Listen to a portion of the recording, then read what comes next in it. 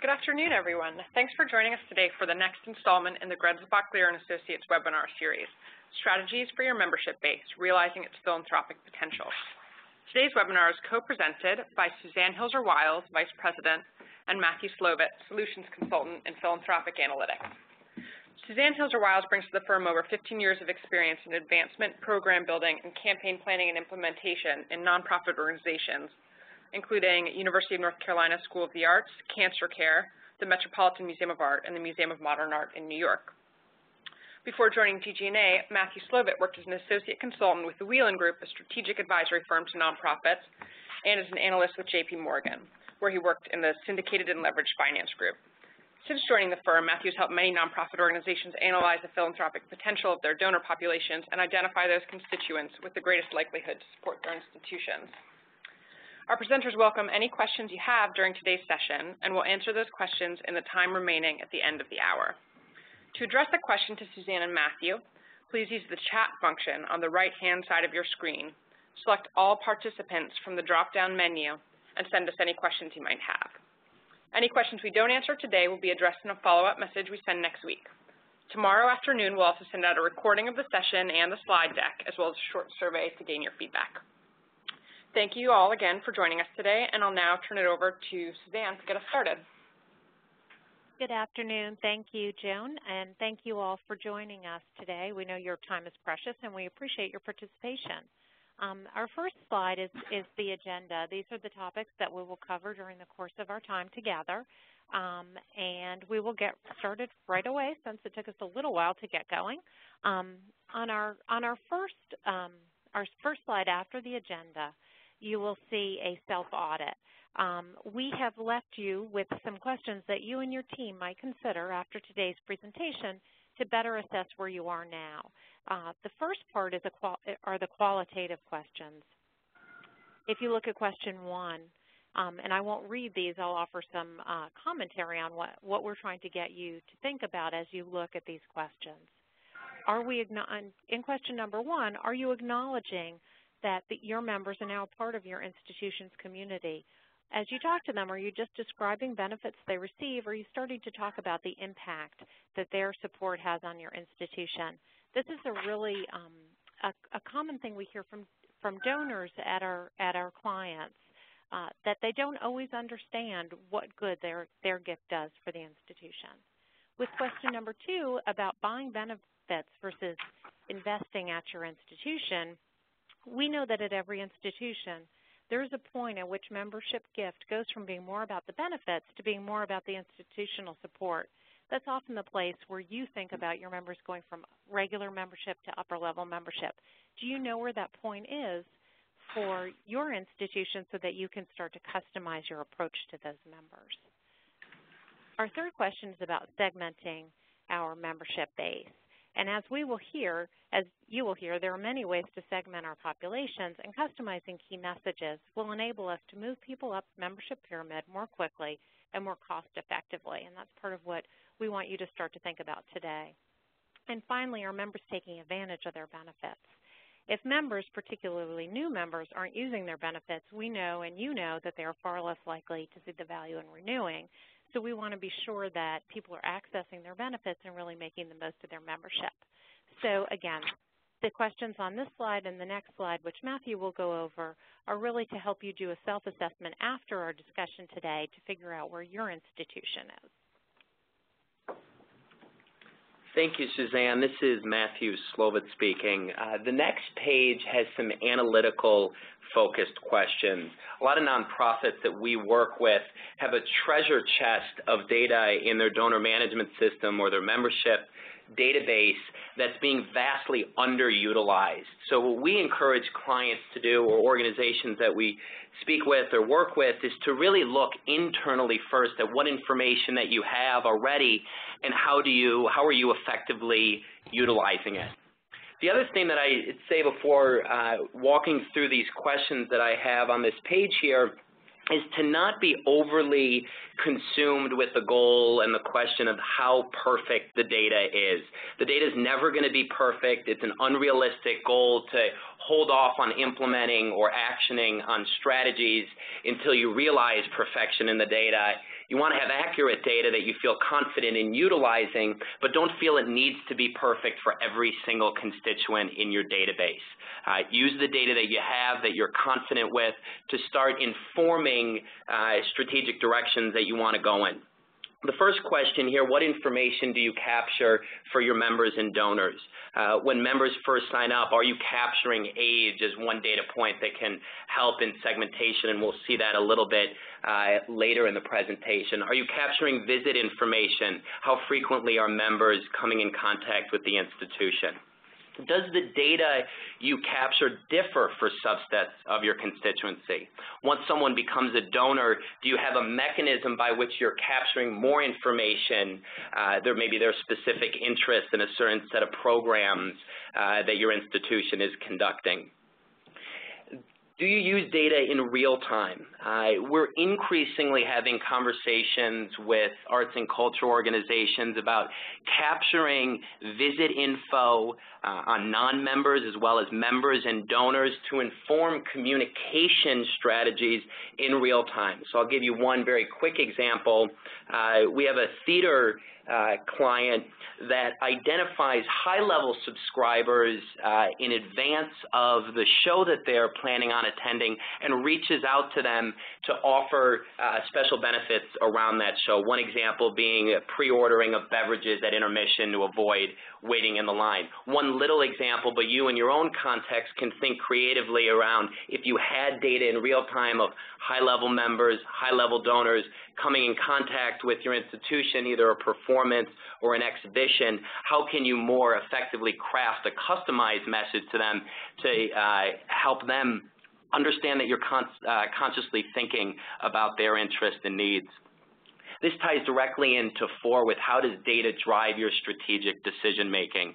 I would encourage all of you on this call at the end of this presentation to schedule a meeting internally and start to ask yourself these questions and get an understanding of the historical landscape at your institution of how effectively do you think you've used data to drive the strategies, particularly new strategies that you might implement going forward. And then most importantly, and this 5th question is often we find the most forgotten or neglected aspect of developing data-driven strategies is really having a feedback loop, both external and internal, to course correct. As you're testing new strategies, you want to make sure that you have a mechanism to be able to prove to leadership on your team as well as board members that the strategies that you're implementing are effective. So I would encourage you with both of these 2 slides at the beginning of the presentation to have these be a guide for a brainstorming session that you'd have internally with your team. With that, I'll hand it back over to Suzanne. Thank you. Our next section is called Laying the Groundwork for Cultivation, and I really want to highlight something Matthew said. You know, everything does not have to be perfect, and you don't have to have all information in order to start to lay the groundwork for turning your members into donors. And there are 2 key pieces to this. The first is communications, and the second is creating a culture of customer service. And the communications piece, I would say that renewal and welcome materials really need to tie back to your mission. What does this money accomplish for your institution? As I said, one of the most common concerns we hear from donors is, I don't know what difference my gift makes. You need to be able to tell the story of impact for all gifts, no matter the size, if you want people to feel ownership in your institution. People will give a gift out of loyalty, but they give a much larger gift when they are inspired by what's happening with that money. Also, don't forget to acknowledge the relationship you have with that individual. If they're a lapsed member, for instance, you want to make sure that you recognize that they are returning and not just new to your communication. The more you can show that they are important to you, the more important their gift will feel to them.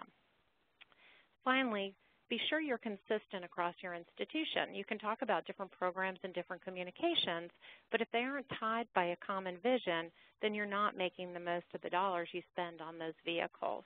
We have had clients who talk about different parts of their program in different vehicles, and that's a great way to educate people about all of the things happening at your institution.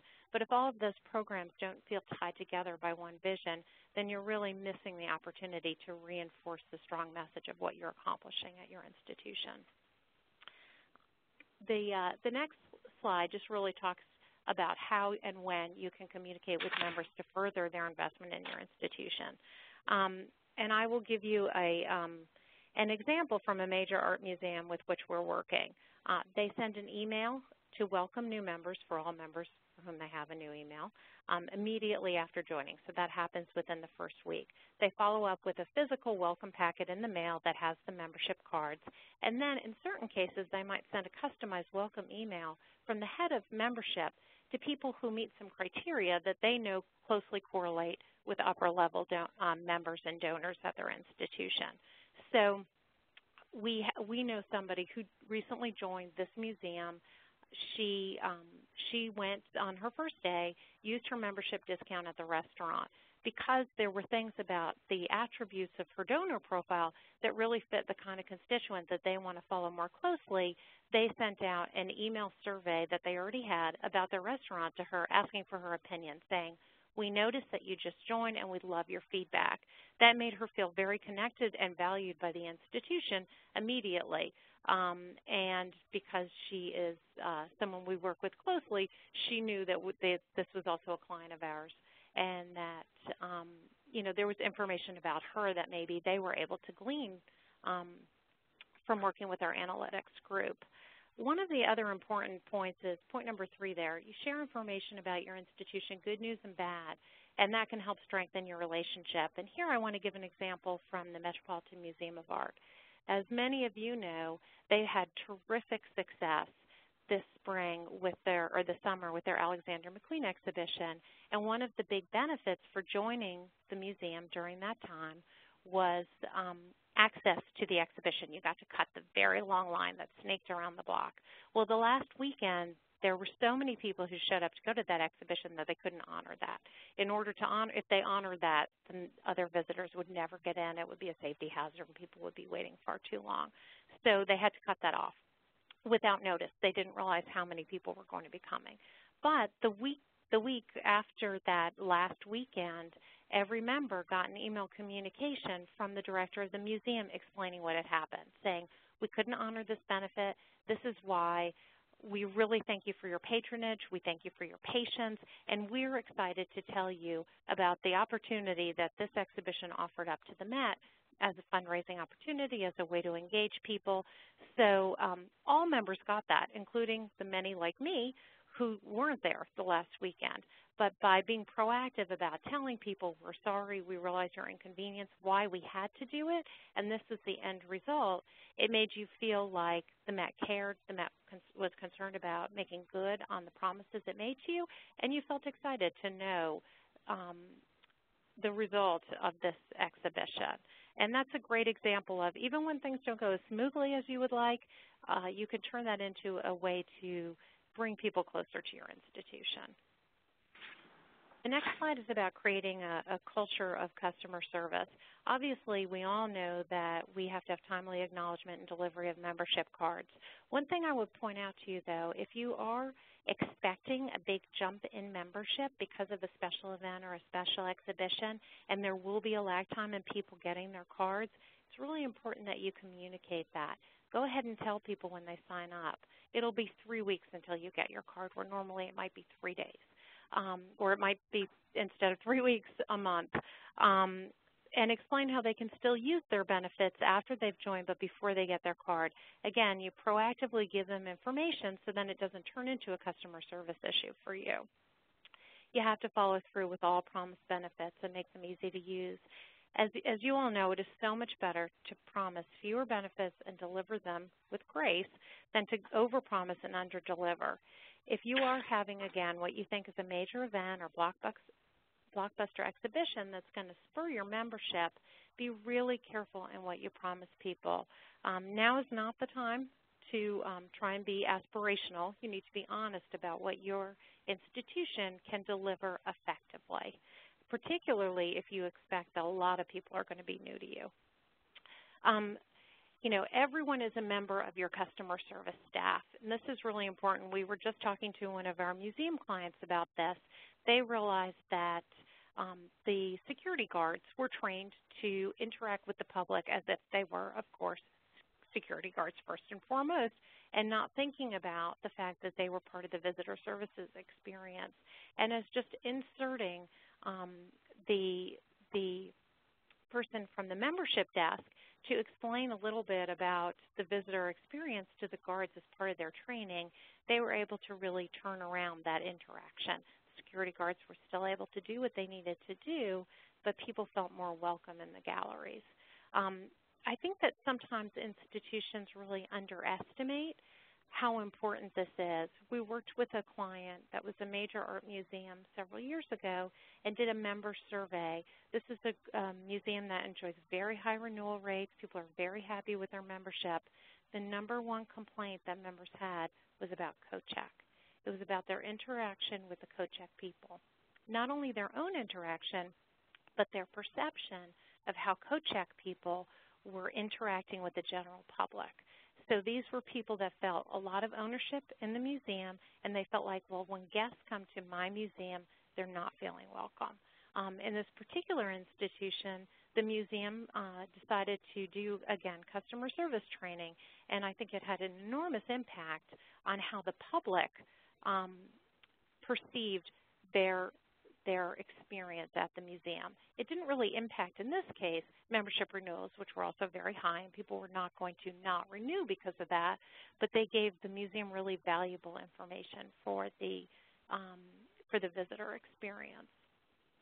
Also, it is really important to track benefits when you can, but we do realize that not all institutions have the capability to really track closely all of the use of benefits. So you might want to consider something like 4 months before the end of a membership, a one-year membership cycle. With new members, you might do an email to all members who are new at that point in their renewal cycle and just remind them about what's happening at your institution in the next 4 months.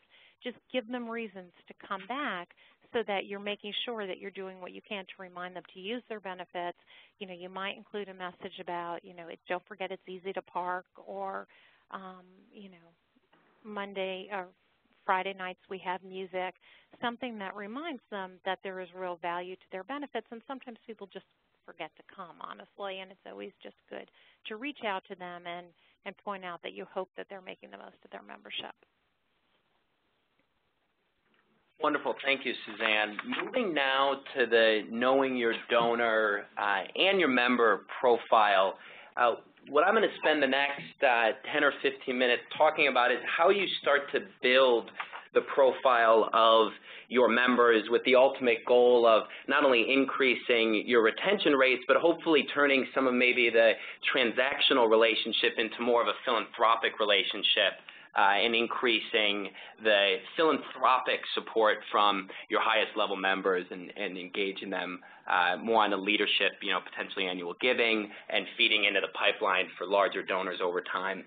The biggest thing that we observe with clients that we work with is that oftentimes there is way too much of a uniform set of communication strategies or collateral that's going out to a very diverse set of constituents. So the first thing I'd say is understand that your constituents, your members, are not a monolithic group.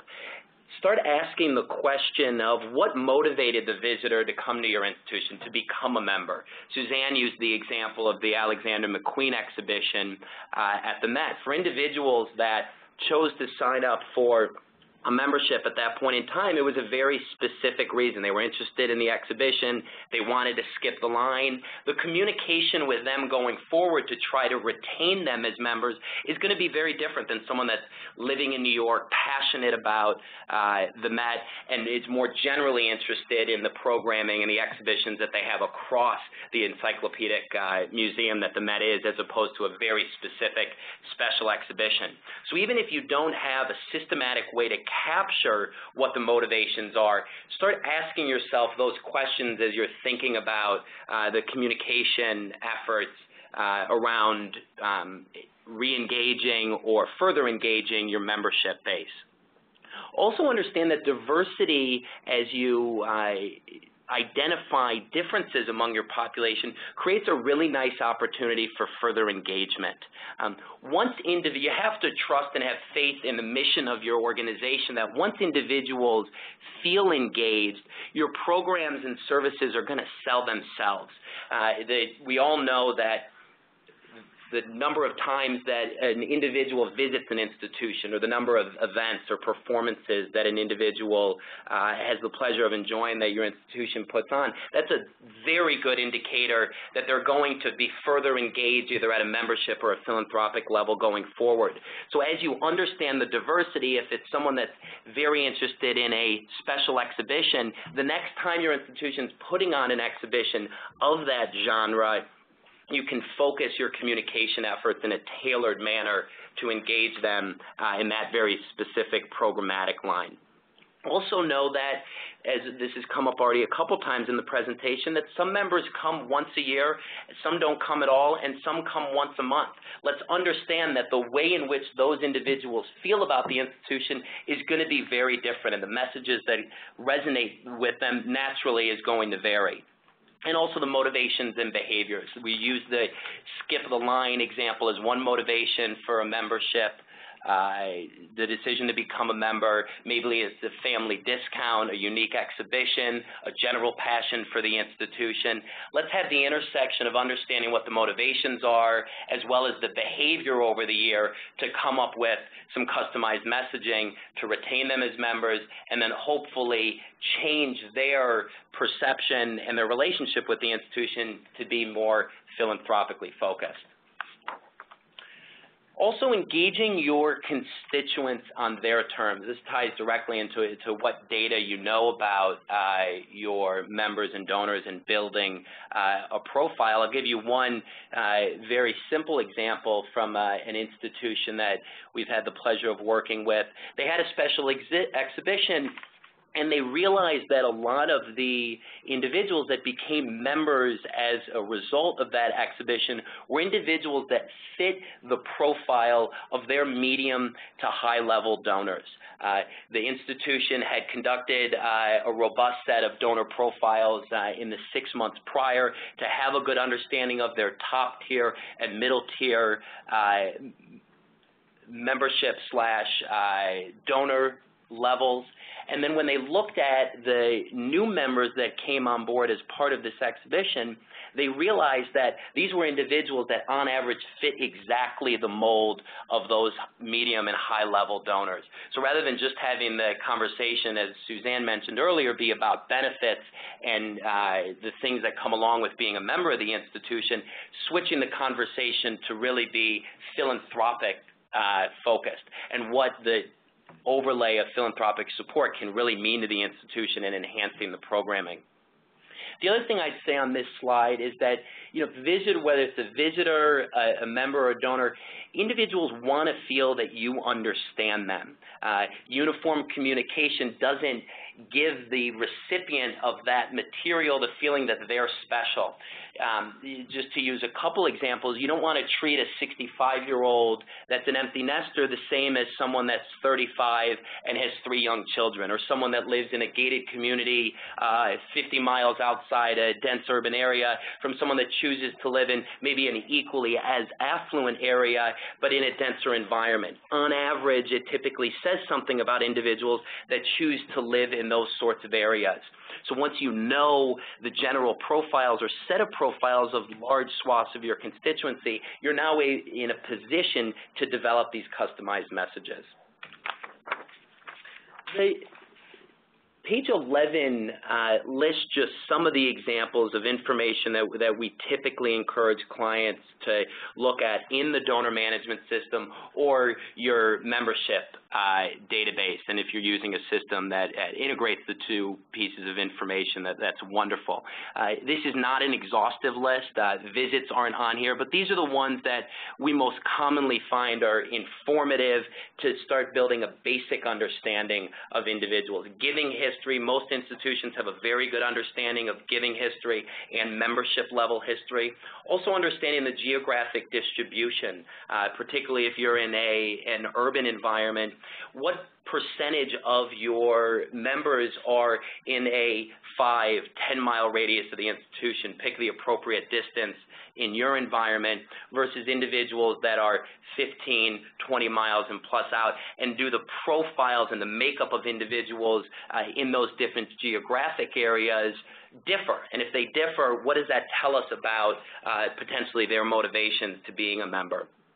Demographic information, some of this you may have, things like age, some of it you may not have. The good news, though, is that demographic info and other externally appended info is relatively inexpensive to acquire. So oftentimes, age, presence of children, estimated household income are very common data elements that clients like to have to help build a profile for their particular subset of the constituency. Also have listed here, obviously, a very important group, your volunteers, board members, and committee members. I would imagine that most of you have this information pretty well recorded in your database. Moving on to page 12, this talks a little bit about the external information. So I mentioned on the demographic side, if you don't have this info already, relatively inexpensive to acquire, things like income, home market value, age, marital status, presence of children, are they a homeowner or a renter? As you have a collection of data elements like this, and we'll see this in a few slides, it can help you get a greater understanding of the makeup of individuals, and if you're seeing trends and concentrations to start to build profiles. Not necessarily a profile of each individual member, that would be an onerous task, obviously, but trying to bucket into maybe 2, 3, 4 different segments, subsets of your constituency. PRISM segment codes as well. I'll have a couple of examples of these later in the deck, but they're a consumer and lifestyle indicator. I gave you that example of the difference between someone that's 65 and an empty nester that lives in the suburbs versus someone that's 35 and has 3 children and lives in an urban environment. These are codes where you can very easily differentiate between the two.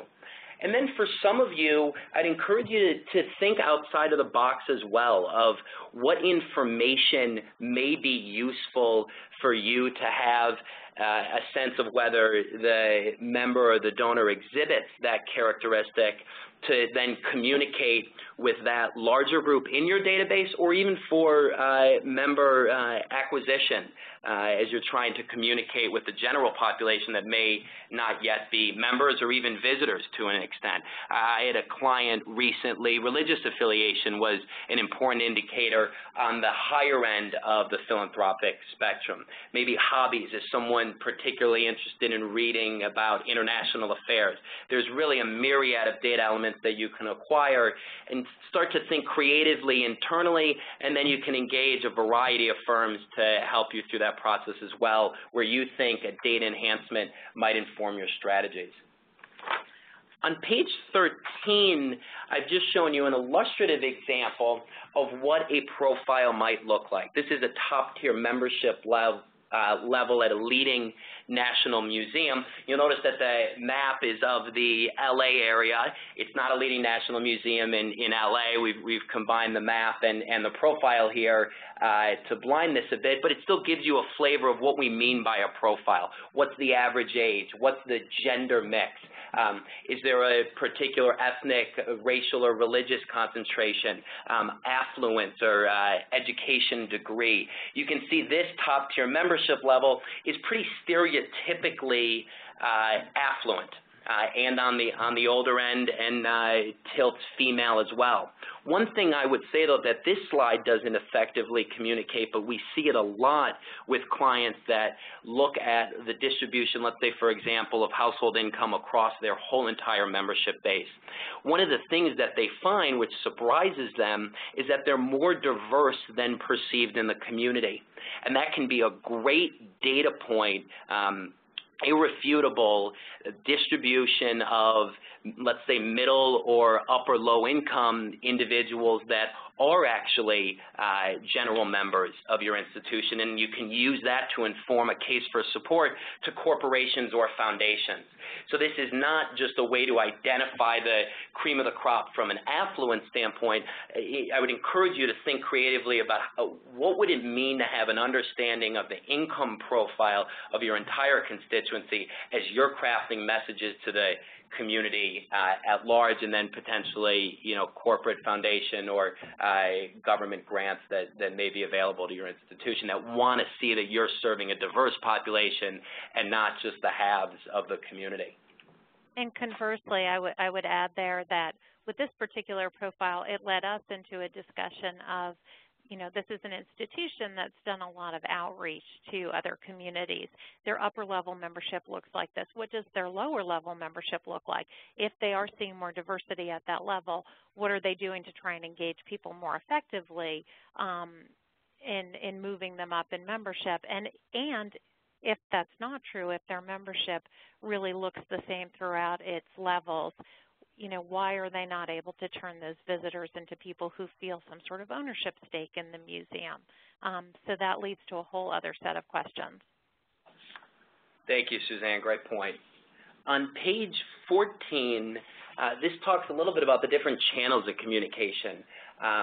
This isn't earth-shattering revelations here, but just thinking about the different ways in which you communicate with your membership base and your donor base. As we're talking about building profiles, understanding that it's a diverse group and that you want to build at least some set of customized messages, even if you're bifurcating your population into 2 or 3 groups. It doesn't necessarily have to be 50 different groups, recognizing that this does take time, energy, and resources to come up with the customized messages. But once you have segments that exhibit certain characteristics, what are your main communication channels with them? Mail, email, telephone. Is there also opportunity for individuals that are prospects, whether they be high-level members or donors, that live in a close geographic footprint for in-person meetings? This could be a great opportunity to train staff members that maybe it wouldn't be appropriate to put them in a major gift officer type role meeting with major gift prospects. But if there's an individual that they seem to be at the data indicates that they should be at the level of, let's say, giving $5,000 annually, an individual that maybe wouldn't warrant a major gift officer meeting with them, but if there's someone else on the team that can deliver the message in person, show that you care, understand the prospect's interests and desires, and then potentially more fully engage them with the institution, while the added benefit of a professional development angle is as well. The other point I want to make on this slide is this last bullet of what is the appropriate mix for a particular group that you're looking at. We recognize that resources, particularly in this continued weak economic environment, are constrained. So you can't do everything for everybody. But I think the most important takeaway with understanding a diversity of channels of communication is that you don't just pick one channel for a certain subset. So as you're creating these profiles for your constituents, if you have 3 different groups, don't pick one group and say we're only going to email them. Even if their method of becoming a member was via online, that doesn't necessarily mean that they're going to renew online. Most constituents, members, donors, non-members, they want to be communicated with in a multitude of manners, recognizing the resource constraint. But don't just put all your eggs in one basket for picking a specific channel of communication. Hit them at appropriate points in time, deposits, if you will, with a direct mail piece or an email and the like. And as much as possible, this really needs to be data-driven. And I will give you an example from a client with whom we're working right now. They have a special event annually, and there was one group that purchased tickets that had a high correlation in their attributes with their higher level members, and it was the group that bought the family 4-pack. So if you were just going on your sort of preconceived notions of who might look the most like your donors, you might think it's people who bought high-level tickets with special access. In their case, again, it was the family 4-pack. So as much as possible, we encourage you all to really segment this based on data. Really look at who those people are who purchased it so that you are then communicating with them not on your preconceived notions of who buys a family 4-pack, but in their case, you're communicating to those family 4-pack buyers as if they are a similar audience to your highest level donors.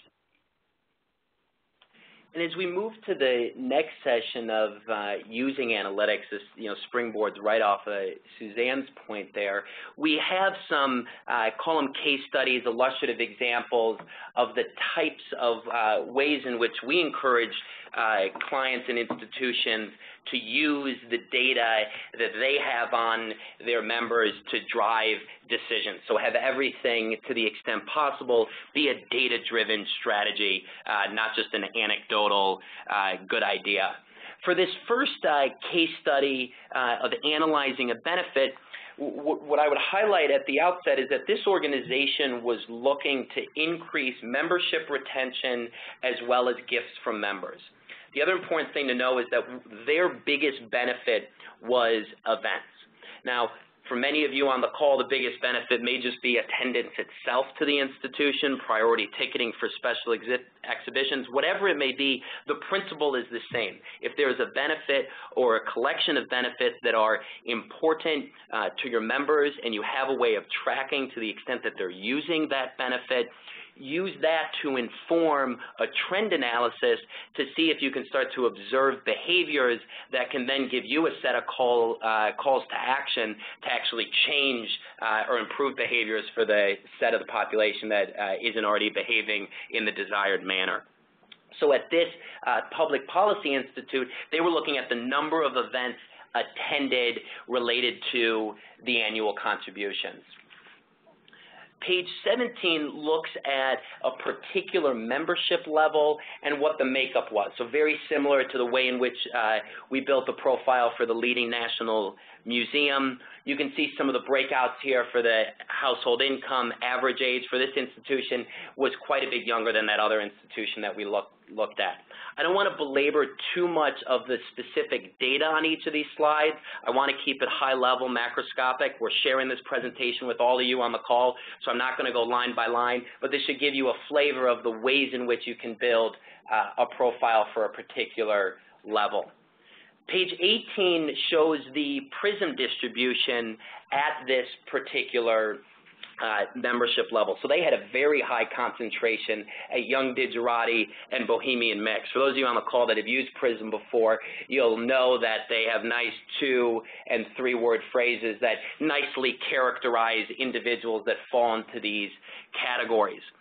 One thing I would say here as a tangent but related, and it'll get all of your, hopefully your wheels turning of ways in which you can creatively utilize PRISM segments, is that the ways in which organizations outside of the social sector or the nonprofit space use PRISM codes. I'll give you one very basic example. You go to the airport and you're looking to check in at that kiosk, and it prompts you, do you want an upgrade? One of the ways in which they decide what your upgrade dollar amount should be, whether it's $25 or $150, is what PRISM segment you fall into. It's not the sole indicator, but it's one of the bigger indicators. Another quick example is Target. You have a large retail operation, they send you all discounts in the mail. One of the ways they decide which discounts to send you is your PRISM segment code. So hopefully that can get you to start to think creatively about the ways in which you can more actively communicate in a tailored manner to, as we've said, subsets of your constituency. Page 19 shows a particular distribution at this institution.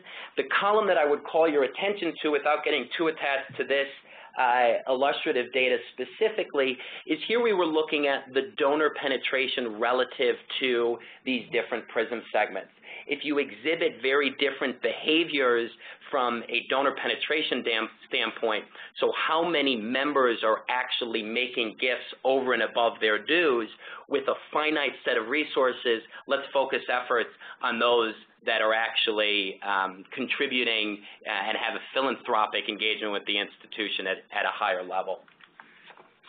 And then page 20 and 21 are examples of two of the most affluent segments. These are segments that we found are pretty strongly correlated to philanthropic behavior. You can get a flavor with the types of information that's provided in these PRISM segment codes. I should say PRISM segment codes in the U.S. are provided by Claritas, which is a subsidiary of Nielsen, the television ratings company. And they're one of the leading firms in this household segmentation data. So 20 has upper crust, which is those suburban communities that I was mentioning, and then young digerati, the wealthy younger families that typically live in more of an urban environment. Page 22 and 23, the next slide, look at the number of events attended at particular membership levels. And page 22 looks at the number of events prior to becoming a member. So we can see a very clear correlation between the number of events and the higher membership level. So the leadership group, on average, it was 8.5 events. They love the events, they love the institution, then they make a decision to become a member.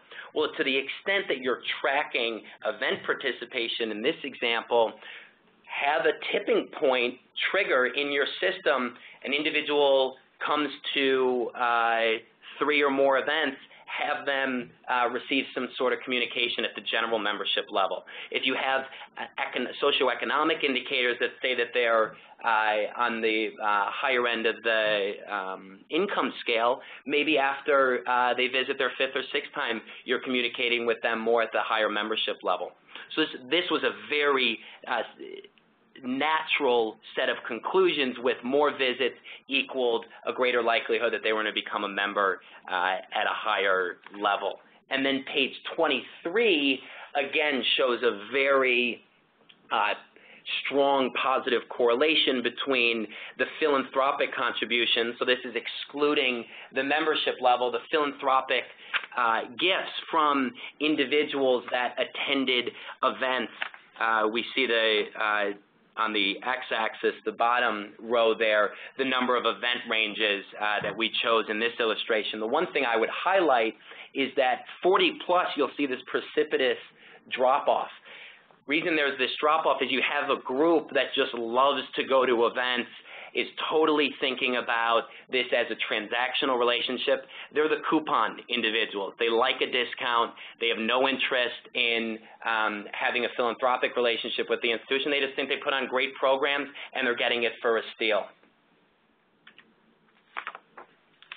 So now we're going to look at how you can use segmentation to make decisions about your budget and your planning for your time over the course of the year. This first slide is taken from one of our clients, an urban botanical garden, and this is a really interesting slide because it tells you something very important here. If you look at columns 3 and 4, percentage of garden constituents, and then the GG&A benchmark. So we looked at the percentage of their donors and members who come from each of these income groups compared to a benchmark of institutions that we identified with the organization as being similar to them in terms of the kinds of people who would support them. And you can see there's a high correlation between those percentages in the 3rd and 4th. So basically, they have the same distribution of people across income levels in their membership that we would expect to see looking at their peers. Then, if you look at the last 2 columns, in all but 2 of the income segments, their average largest gift is significantly lower than the GG&A benchmark. So as we look at the average gift from people at these income levels, across the whole spectrum, they're underperforming. So at this point, their story is unrealized potential in their database. They've got a great database. They've got a database that looks a lot like their peers, and yet they're raising a lot less money from that same group. So we work with them in this particular instance to figure out why this was true and how to address this gap through messaging, through customer service, through benefits offered, personal cultivation, and they were then, the development staff was able to make the case for more resources devoted to this because clearly they had a high likelihood of success. If they put time and effort into this group, they were very likely to get a positive yield. The next slide, we like to call this slide pipeline because if you will look, cultural institutions are often very concerned about the age of their constituents. And in blue, you see this particular garden's constituents. So they had a concern that their members and donors were aging, and that was incredibly true. If you look at that compared to the GG&A benchmark, they were significantly older. Not only are donors to cultural institutions on the older side, but in this case, they were really older. So what this tells them is that they need to invest in growing next generation of leadership. And in fact, in their situation, next generation were really people 60 to 65. You can see the average age in certain levels was well over 80. And they have a number of levels at which actually every level over $2,500, the average age was over 70. Again, this is a really helpful tool to map out something like this, to create a chart like this. It's irrefutable evidence that you need resources in your program to diversify your group. Otherwise, 10 years from now, you're going to have significant problems. This is where people often have the impression that something is going on in their program, but anecdotal evidence can actually hurt you. In this case, if you have a group of very engaged donors who are in their 60s, you may worry that your audience is graying, but if people can point to these, the sort of known universe of people who are in front of them more often, they may not believe it's a concern. This chart shows without a shadow of a doubt that this is a concern for this institution. And what I would just briefly add to what Suzanne said is, some of these slides, this can be a scary slide.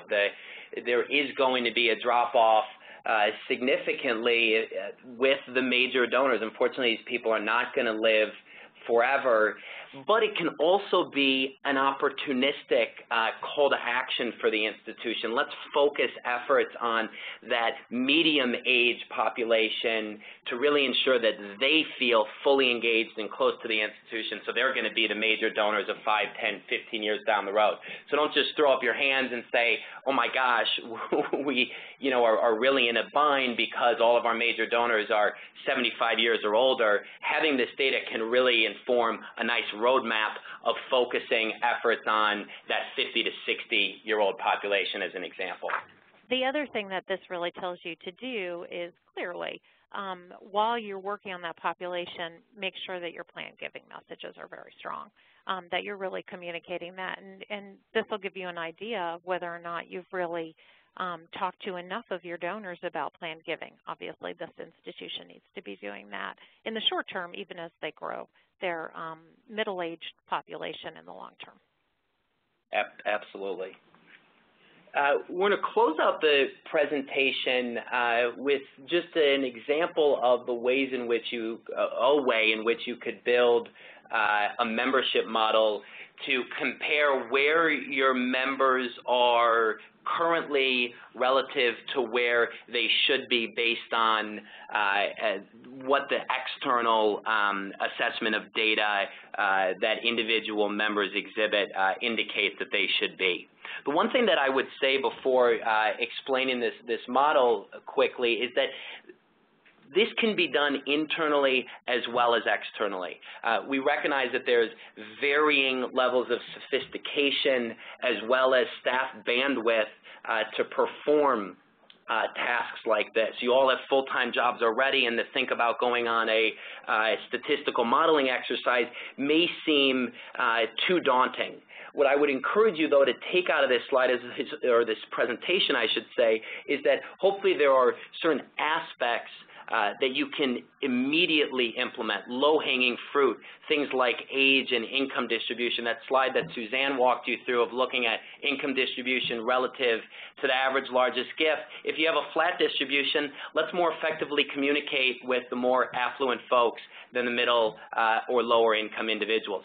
That doesn't require an expert third-party counsel to help you go through that. Some of the more sophisticated stuff you may want to bring in a partner to help you, but I'd encourage you to distill parts of this presentation to aspects that feel manageable, that you could take on piecemeal to start to improve your program tomorrow. In this botanical garden example, we developed a model based on the factors listed at the bottom of the page. All these factors we've already talked about today. A lot of them are intuitive, as you'd imagine that they would be a good indicator of membership level that an individual should be at. This next slide, page 28, is a chart that shows the current level on the left-hand side.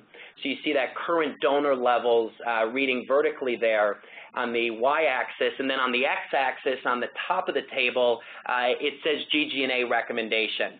This could be data-driven recommendation, whatever you want to call it. What does the data tell us if we didn't know anything about what membership level that individual was in? So if we look at Executive Circle as an example, there's 78 individuals that we've tagged as Executive Circle, and the institution currently has them in Executive Circle. If you move one below, there are 15 individuals that are currently in the Executive Friends membership level. We've tagged them as Executive Circle, or data's indicated that they could be at the Executive Circle level. That's a manageable group. I don't care what size your development or membership operation is. That's a manageable group. Let's meet those individuals and see if we can further engage them and upgrade them. All of the light green numbers, those are all the upgrade potentials. The beige in the upper right-hand corner, these are the individuals that we love. They're giving more than the data indicates. Let's not tell them that. Let's just enjoy the fact that they clearly feel passionate about the institution. So you leave those alone. The upgrades is in the green. And this one slide alone can really be a framework and a call to action for 3 months of implementation. And then closing out the presentation, we have a couple slides that we wanted to leave you with about testing your strategies. Similar to how we started the presentation with the qualitative and quantitative audit, take these questions back to your teams and ask the group to collectively think about the ways in which data has informed past decisions, the ways in which maybe you've tried to use data to drive strategies and it hasn't worked effectively, and then most importantly, how are you capturing information, incorporating it into your program. This last bullet has just a survey. The only thing I want to highlight here is do it with individuals that don't renew as well as those that do. That can be a very interesting comparison. Oftentimes, surveys are just conducted with the members that stay on board around benefits, but definitely take a look at the individuals that didn't renew after that first year. And then 31 has some questions around the renewal rates. Now that you have this set of profiles and segmentation understanding with your constituency, where can you look at returns on investment, changes in conversion rates, ROI for particular direct mail solicitations or whatever it may be? Encourage you to reflect and think about your program in context of improving the efficiency of the operation as you're using data to inform decisions, and then ultimately growing the program. And then the end of the presentation, just some takeaway bullets. If you don't remember much else of what Suzanne and I have said, you'll have the slide deck and you'll have these takeaways. I think the upshot of this whole presentation is you have a lot of data at your fingertips. Think creatively about ways to use it. Test strategies among subsets of your constituency. Don't be afraid to do that. You can always go back to what you were doing before, but really try as much as you can to have data drive your strategies. going forward. Thank you all for your participation today, and I'll hand it back to my colleague, Joan.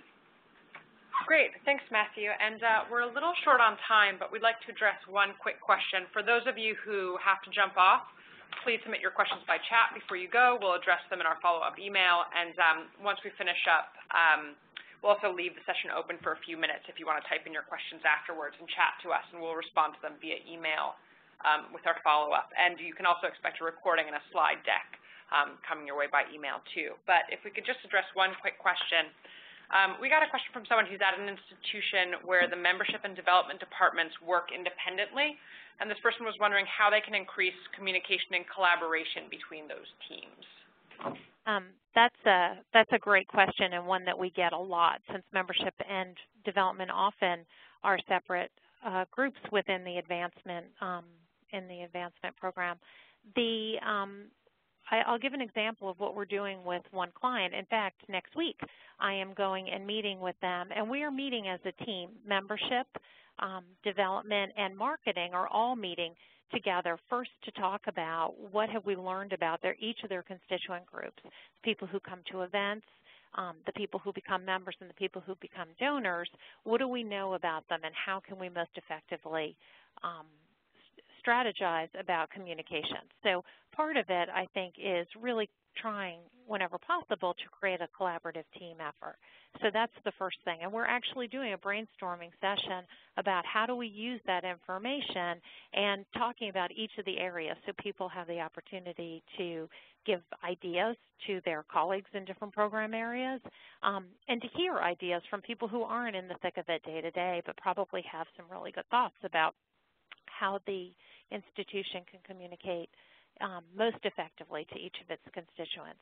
And then from there, it really depends on the institution. It's really understanding your cultural norms. Do people really communicate by email? Is it important to have a regular meeting to talk about how you are addressing these as collaborators? Most importantly, I would pick one or two small projects that you can do where you're going to share and create some sort of win so that somebody can see through, if you have a colleague who's reluctant maybe to make that time, through collaboration you're actually going to get better results for both of your program areas. And I think identifying that and maybe even brainstorming with a colleague about somebody in your own department about what that could look like is really important. And so that's a tough one, and at some institutions it's easier than others. But again, with our client next week, we're starting out with a shared meeting to discuss this as a whole group, so it really sets the tone for we're one team. Great. Thank you, Suzanne, and thank you, Matthew, and thanks to our participants for joining us. And again, submit any questions through chat. We'll leave this open for a few minutes to allow you guys to do that. And thanks so much.